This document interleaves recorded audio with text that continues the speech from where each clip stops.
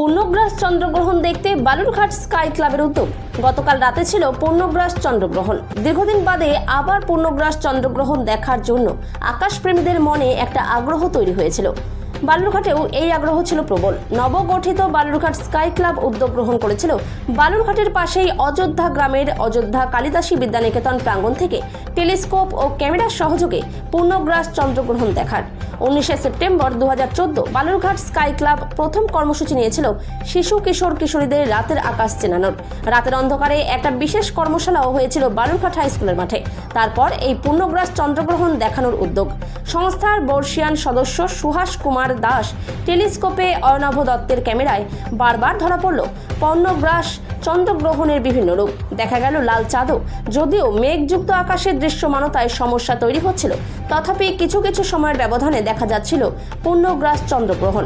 আর তা দেখেই ভীষণ উৎসাহিত মাহিনগরের পার্থমণ্ডল, বালুরঘাটের বিশ্বজিৎ মজুমদার, প্রণব সরকার, অযোধ্যা কালিদাসী বিদ্যানিকেতনের প্রাক্তন শিক্ষার্থী তনয় মণ্ডল, দেবাশিস সরকার। পূর্ণগ্রাস চন্দ্রগ্রহণের বিভিন্ন দিক, বিভিন্ন প্রক্রিয়া মাঝে মাঝে বুঝিয়ে দিচ্ছিলেন সুহাস দাস এবং অর্ণব দত্ত। বালুরঘাট স্কাই ক্লাবের পক্ষে উদ্যোক্তা এবং অযোধ্যা কালিদাসী বিদ্যানিকেতনের ভূগোল শিক্ষক তুহিন শুভ্র মণ্ডল কি বলছেন শুনে নেব।